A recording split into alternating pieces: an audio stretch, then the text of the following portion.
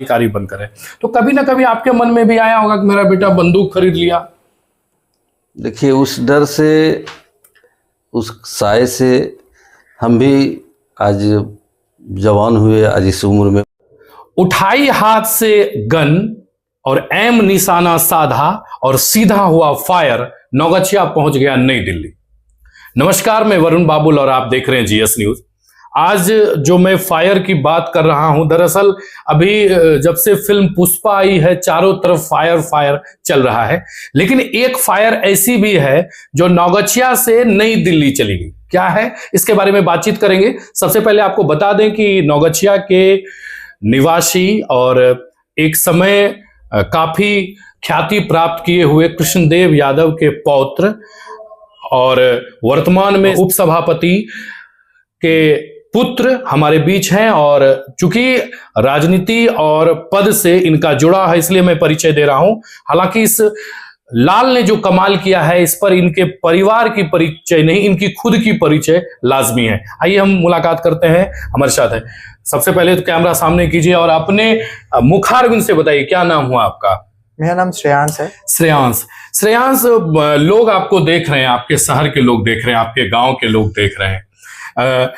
भवानीपुर से एक समय चला जब नौगछिया पहुंचे, और नौगछिया से इस बार नई दिल्ली झंडा गड़ा गया। सबसे पहले तो आपको बहुत बहुत हमारी तरफ से शुभकामनाएं, पूरे जीएस न्यूज टीम की ओर से शुभकामनाएं कि आपने नौगछिया का नाम नई दिल्ली में लहराया, आप नेशनल लेवल तक पहुंचे। मैं चाहूंगा कि सबसे पहले आप यह बताएं कि यह शूटिंग है क्या, क्योंकि ज्यादातर लोगों के दिमाग में रहता है, हमारे दिमाग में भी रहता है कि बस बंदूक उठाओ और गोली चला दो। ये क्या है शूटिंग, इसके बारे में बताइए। शूटिंग एक ऐसा स्पोर्ट्स है जो मेंटली ज्यादा काम करता है रेदर देन फिजिकली, क्योंकि और जितने भी स्पोर्ट्स है उसमें फिजिकली हमें बहुत ज्यादा ही प्रिपेयर रहना पड़ता है, पर जहां तक शूटिंग है उसमें हमें मेंटली फोकस और कंसंट्रेशन ज्यादा मायने रखता है। जिससे हम शूटिंग, अगर ऐसा गेम होता कि बस आपको फिजिकली प्रिपेयर कर करके उसे प्रैक्टिस करके उसे परफॉर्म करना होता, तो आज ये बहुत फेमस स्पोर्ट होता। बट जहां तक मेरा मानना है कि ये इतना मेंटली स्पोर्ट्स है, इसमें हमें बहुत ज्यादा डेडिकेशन चाहिए सिर्फ एक गोली चलाने के लिए। मतलब कि मेंटली आप कह रहे हैं, माने मानसिक रूप से। हाँ। यानी आपका दिमाग सिर्फ और सिर्फ एम पर ही हो और कहीं नहीं। जैसे और भी गेम में आप कुछ भी सोच सकते हैं, यहाँ ऐसा कुछ नहीं है, सिर्फ आपको एम पर ही सोचना है। तो ये कब, सबसे पहले ये बताइए कि ये गेम कब हुआ और कहाँ हुआ, किस तरह के लोग थे, किस तरह का ये आयोजन था?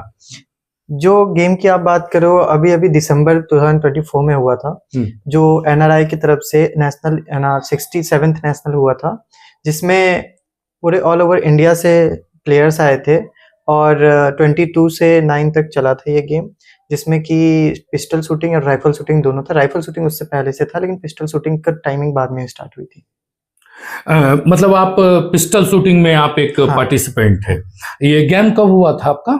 मेरा गेम हुआ था 27th को। अच्छा, इसमें क्या है, किस तरह का रैंकिंग होता है, मतलब किस तरह से रैंक मिलता है शूटिंग? इसकी रैंकिंग और सारे स्पोर्ट्स से थोड़ी सी ज्यादा इजी है जहां तक मुझे लगता है, क्योंकि इसमें आप जितना स्कोर करोगे वो सीधा सीधा आपके मॉनिटर पे आ जाता है, और वो आपका क्लियर हो जाता है कि आप क्या स्कोर कर पा रहे हो। इसमें 60 गोली चलानी होती है एक समय पे, जो कि हमारा समय होता है 1 घंटे 15 मिनट का। उसमें 60 गोली पे जो सबसे ज्यादा हाई स्कोर लगाता है, जो 10 होता है, 10 सबसे हाईएस्ट होता है, 60 गोली में उसको अचीव करना होता है ना। आपका जो टोटल स्कोर बनता है आपके, वही आपका फाइनल स्कोर आता है। तो उसमें जैसे आपने भी टोटल 60 गोली चलाई। हाँ, 60 गोली चलाई। हाँ जी। आपको भी 1 घंटे 15 मिनट का समय हाँ मिला। जी। तो उसमें आपने कितने पॉइंट लाए? मैं उसमें 585 का अचीवमेंट अचीव किया था। अच्छा, आपने तो ये मतलब ये ऑटोमेटिक कंप्यूटर जनरेट करके देती है। अच्छा, ये बताइए, जैसे कि बहुत सारे ऐसे लोग हैं, आपने तो निश्चित रूप से आप उसके प्लेयर हैं, लेकिन कई लोग हैं, जैसे हमारा ही क्षेत्र है बिहार, काफी शूटिंग में बहुत ज्यादा नहीं रहता है, चर्चा भी नहीं रहता है। अभी तो सिर्फ नौगछिया और श्रेयांश की चर्चा है, पूरे शूटिंग मतलब नौगछिया और श्रेयांश अभी चल रहा है। तो ये जो गन है, ये जो शूटिंग की प्रक्रिया है, ये जो नॉर्मल एक एयर गन आता है जिससे कि आजकल स्कूली बच्चे भी प्रैक्टिस करते हैं, ये दोनों एक ही जैसा है कि अलग अलग है? बहुत ज्यादा डिफरेंस कुछ नहीं होता, बस ये होता है कि जिससे हम करते हैं, हम जो भी प्लेयर होते हैं जो सीरियसली परफॉर्म करते हैं, हमारी जो भी पिस्टल होती है वो इम्पोर्टेड होती है। हमारी पिस्टल इंडिया में नहीं आती है, हमारी पिस्टल बाहर से आती है, जो कि इटली, फ्रांस और जर्मनी वगैरह में बनती है, ऑस्ट्रेलिया में बनती है। और उसमें और जो यहाँ के जो लोकल रेंज वगैरह जो भी है उसमें जो पिस्टल प्रोवाइड की जाती है वो इंडियन मेड होती हैं। सारे उसमें नहीं होते, कुछ कुछ ऐसे रेंज हैं जो वहाँ पे इम्पोर्टेड प्रोवाइड करती हैं, बट जो भी इंडियन मेड होती है वो ऐसी होती है जिसका वेट और जिसका साइट अलाइनमेंट बहुत अलग होता है। पर जो हमारी पिस्टल होती है उसमें बहुत अंतर होता है, उसका ट्रिगर, उसका वेट और उसका पिस्टल का तरीका सब बहुत अलग होता है। तो अभी एक चीज मैं और भी जानना चाहूंगा, अब लोग भी जानना चाहेंगे कि ये जो पिस्टल की फायरिंग होती है तो उसमें क्या उसमें कारतूस यानी गोली डाला जाता है या वो इलेक्ट्रिक पर चलता है? नहीं नहीं, उसमें आपका कैलिबर के हिसाब से है ना एमओ आती है, उसको हम लोग पैलेट कहते हैं। अच्छा। वो यूज होती है उसमें उसमें वो वो प्रॉपर use- वही यूज होता है, इलेक्ट्रॉनिक कुछ नहीं होता। कुछ नहीं होता हाँ। है। अच्छा, यहाँ जो मिलता है गन या जो एयर गन यहाँ लोग खरीदते हैं, स्कूलों में जो बच्चे चलाते हैं, वो किस तरह का गन होता है? जो वो होता है वो अभी मैंने आपको बताया वो इंडियन मेड होता है, उसके जो कारतूस होती है वो भी इंडियन मेड ही होती है। वो कोई भी ऐसा वो .22 या फिर ऐसा नहीं होता। जो 10 मीटर में यूज होती है वो आपको 4 की होती है बस। अच्छा, कितने दिन से श्रेयांश आपकी प्रैक्टिस है? कितने दिन से आप इससे जुड़े हो? मैं इससे 5 साल से जुड़ा हुआ हूँ। 5 साल से। तो कहाँ से आपने जर्नी शुरू की थी? मैं अपने स्कूल से शुरू किया था। मैं यूपी में इलाहाबाद में पढ़ता था, खेरगांव पब्लिक स्कूल में, वहां से मैंने शूटिंग स्टार्ट करी थी। तो मतलब ये 5 साल के दरमियान में आप ये अलग अलग तरह से कैसे कैसे आपने एक एक स्टेप चढ़ा और आज यहाँ तक पहुंचे? जहां तक शूटिंग का था, हमें खुद उतनी नॉलेज थी नहीं उस समय, क्योंकि शूटिंग बहुत कोई ऐसा पॉपुलर स्पोर्ट नहीं है। और जब मैं स्टार्ट किया तो उस समय तो बिल्कुल भी नहीं थी। और जब मैंने शूटिंग स्टार्ट करी थी तो हमारा स्कूल गेम्स बहुत उस समय पॉपुलर था, तो हम स्कूल गेम्स में है ना परफॉर्म करने के लिए जाते थे। तो 1 साल के बाद से ही मेरे मेडल लगने स्टार्ट हो गए थे, तो मैंने उसी को अपना फिर पैशन समझ के आगे कंटिन्यू कर दिया। अभी इसके अलावा, गेम के अलावा, स्पोर्ट्स के अलावा क्या करते हैं? पढ़ाई? मैं अभी पढ़ाई कर रहा हूँ। मैं अभी मेरा BA चल रहा है साइकोलॉजी में, मानव रचना फरीदाबाद से। अच्छा, वहां से आप कर रहे हैं। अब अभी कहाँ रह रहे हैं? कहाँ रह के आपकी पढ़ाई? मैं अभी दिल्ली में ही रह रहा हूँ और पढ़ाई फरीदाबाद में ही चलती है। अच्छा, और इसके अलावा जो आप प्रैक्टिस करते हैं वो कहाँ करते वो हैं? मेरे कॉलेज ही मुझे प्रैक्टिस प्रोवाइड करती है। अच्छा, मैं ज़्यादा, चूंकि आपका जो गेम सब्जेक्ट है ये बहुत लोगों को समझ में भी नहीं आता है, लेकिन अब धीरे धीरे लोग जानने लगे। अभी के नए वाले बच्चों को आप क्या इंस्पायर के लिए कहेंगे? कैसे वो इस गेम को पहचाने, इससे जुड़े या समझे, या इसका रुचि बढ़ाए, अपने में इंटरेस्ट बढ़ाए? अगर किसी को शूटिंग ज्वाइन करना है या फिर जो शूटिंग कर रहा हो, जो बिगिनर्स हैं, उनके लिए बहुत छोटा सा यही मैसेज रहेगा मेरी तरफ से कि 1 साल 2 साल में कुछ नहीं होता। वो तुम्हारे बिगिनर स्टेज पे ही होते हो अभी तुम। उस चीज को लेकर अभी बस तुम प्रैक्टिस करो। कुछ भी ये मत सोचो, किसी बड़े प्लेयर से अपने आप को कंपेयर मत करो कि वो तो मेडल ले गया, वो तो है ना परफॉर्म बहुत अच्छा कर रहा है, मैं नहीं कर पा रहा। क्योंकि तुम अभी कर भी नहीं पाओगे, क्योंकि तुम्हारी मेंटलिटी तो एम्पावरमेंट वो ऐसी बड़ी नहीं है अभी। तो फोकस अभी वैसा हुआ नहीं। तुम्हें अभी उस पर काम करना है। अपने फिजिकल स्ट्रेंथ से ज्यादा अपने मेंटल स्ट्रेंथ पे ध्यान दो, ताकि तुम्हारी मेंटलिटी बहुत पॉजिटिव रहे। पॉजिटिव नहीं रहेगी तो तुम प्रैक्टिस बहुत डल होकर करोगे, तुम बहुत डिमोटिवेट हो जाओगे। तुम्हारी हर एक गोली कॉन्फिडेंस में नहीं निकलेगी। जितने कॉन्फिडेंस में तुम गोली निकालोगे उतना अच्छा तुम्हारी एम और साइटिंग रहेगी। अभी जो लोग नौगछिया का लोग देख रहे हैं उसे क्या कहना चाहेंगे, जो अपने बच्चे को काफी साल के बाद देखता है, जो हमेशा यह उम्मीद करके रहता है कि कुछ अच्छा ही करके आएगा? पहले आपकी बहन ने डॉक्टरी का डिग्री लेकर आया, नौगछिया बहुत प्रसन्न हुआ कि हमने एक बेटी और डॉक्टर तैयार किया। अब हम अपने एक बेटा को जो है वो नेशनल पर देख रहे हैं। आगे क्या कहना चाहेंगे और क्या उम्मीद करे वो आपसे? मेरा बस एक ही बात कहना है इसमें कि मतलब हमारे गांव घर में तो यही होता है कि हमारे जितने भी मेरे एज के हैं सबको बाहर भेज दिया जाता है पढ़ने के लिए। जो कि मुझे लगता है कि हमारे बिहार में भी बहुत कुछ ऐसा हो सकता है कि हमें यहीं पे रह करके पढ़ाई अगर हो या फिर हमारा जो स्पोर्ट्स हो है ना वो इम्प्रूव किया जा सकता है। तो अगर उस चीज पे ध्यान दिया जाए तो ज्यादा अच्छा रहे। कि सबको बाहर जाने की जरूरत नहीं है, जो चीज बाहर है वो यहाँ पे भी हो सकती है। तो हमारे साथ श्रेयांश हैं और आपने इनसे जाना समझा। हालांकि इनका जो गेम सब्जेक्ट है वो बहुत लोगों को समझ में नहीं आती है, तो हमने प्रयास किया जहां तक समझाने का। आइए इनके पिताजी भी हमारे साथ हैं, उनसे भी बातचीत करते हैं और जानते हैं कि उन्होंने अपने बच्चे को इस गेम के प्रति कैसे तैयार किया।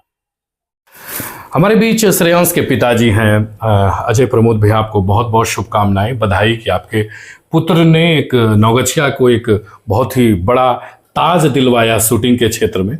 बहुत बहुत बधाई आपको। और लोग आपको देख रहे हैं और आज बिल्कुल पिता पुत्र दोनों साथ बैठे हैं। हमारे लिए फ्रेम में भी ये बहुत ही आकर्षक है। कैसा लग रहा है इस उपलब्धि पर? सबसे पहले तो अपने शहर को मैं ढेर सारी बधाइयाँ देता हूँ कि आपके शहर का बच्चा आज इस मुकाम पर पहुंचा है और बड़ी खुशी हो रही है एक पिता के तौर पर। आज श्रेयांश इस मुकाम पर पहुंचा है तो उसका शुरुआत जो है मैं अपने पिता को देता हूं। इनके दादाजी श्री कृष्णदेव यादव मेरे पिता हैं। पिस्टल जो आज चला रहा है, पहला पिस्टल ये अपने दादाजी से ही कह कर के खरीदवाया था, मुझे मालूम भी नहीं था। आज इस मुकाम पर आया है तो कहीं न कहीं श्रेय जो है ये मेरे पिता को जाता है कि आज इस क्षेत्र में आगे बढ़ कर के राष्ट्रीय स्तर पर पहुंचा।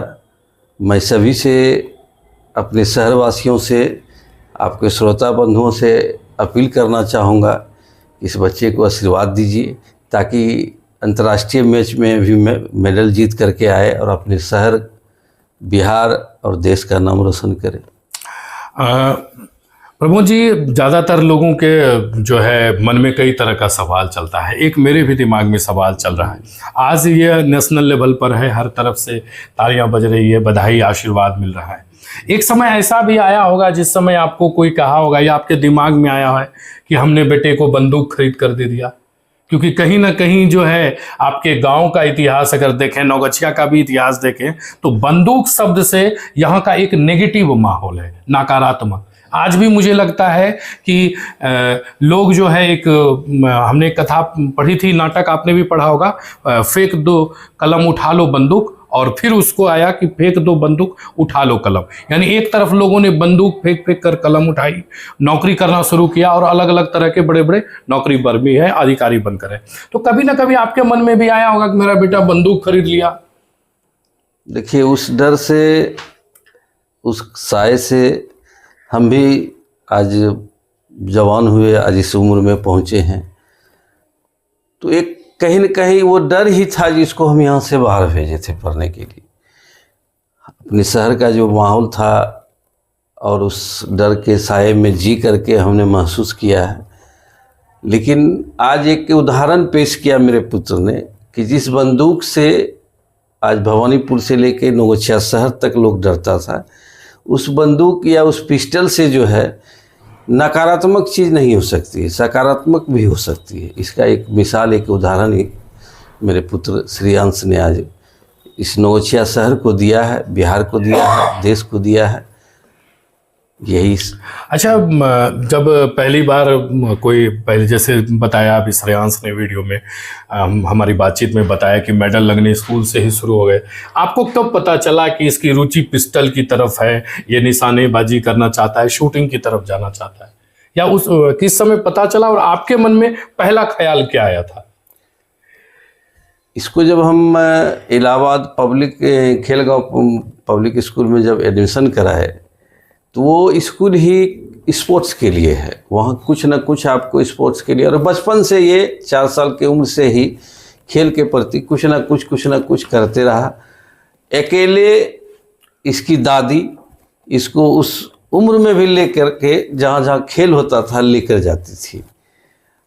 और इस स्कूल में जब गया, जब ये प्रैक्टिस करके खेलने लगा, जब मेडल आने लगा तो स्कूल से और वहाँ से जब फ़ोन आया या खबर आया तो हम लोग भी वहाँ पहुँचे।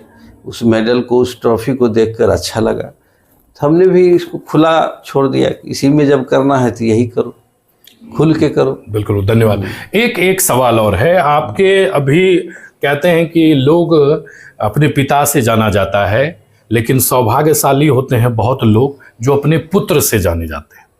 आपके सर पर पहले पुत्री ने ताज बांधा। कुछ दिन पहले आपने जो है जानकारी दी लोगों को, हमने भी वीडियो में दिखाया कि पुत्री जो है वो स्टेथोस्कोप यानी आला लगा के तैयार है, यानी डॉक्टर बन के तैयार है।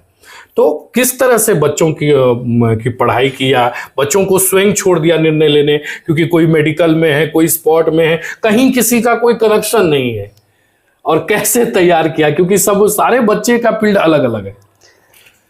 मेरी 3 लड़की, 1 लड़का है। बड़ी लड़की जो है आज के डेट में इंजीनियरिंग करके बंगलोर में जॉब कर रही है। दूसरी बच्ची दिल्ली में आज मेडिकल करके डॉक्टरी, सरकारी डॉक्टर है। तीसरा जो है बीपीएससी का एग्ज़ाम दी है, तैयारी कर रही है। चौथा ये श्रेयांश है जो कि आपके सामने है। हमने या मेरी पत्नी ने या मेरे परिवार से किसी को, कोई चारों में से किसी को कोई दबाव कभी नहीं रहा कि तुमको इस क्षेत्र में ही करना है। हमने इनको खुला निर्णय लेने के लिए छोड़ दिया कि जो भी करना है बेटा या बेटी, हमको रिजल्ट चाहिए। जिस में जाना है, जिस क्षेत्र में रहना है, जहाँ जो करोगे पूर्ति करना हमारा काम है। चाहे जैसे भी होगा हम तुम्हारा पूर्ति करेंगे, लेकिन हमको रिजल्ट चाहिए। और गार्जियन को होता क्या है, आजकल के बच्चों को सभी माँ बाप अपने बाल बच्चों को बाहर भेजते हैं इस उम्मीद में कि पढ़ेगा लिखेगा कुछ करके आएगा।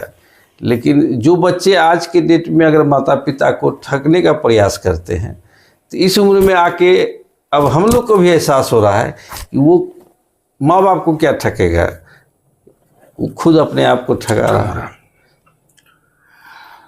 तो कोई संदेश देना चाहेंगे जो हमारा वीडियो देख रहे हैं और आपको देख रहे हैं, आपके पुत्र के इस कीर्तिमान को देख रहे हैं, उन्हें कोई संदेश देना चाहेंगे? संदेश अभी हम क्या देंगे, हम सिर्फ सभी से यही निवेदन करेंगे कि आपका शहर का, आपके गांव का, आपके यहाँ का श्रेयांश है, इसको ढेर सारा आशीर्वाद प्यार दीजिए ताकि अंतर्राष्ट्रीय मैच में भी ये मेडल ला करके देश, बिहार और अपने शहर का नाम रोशन करें।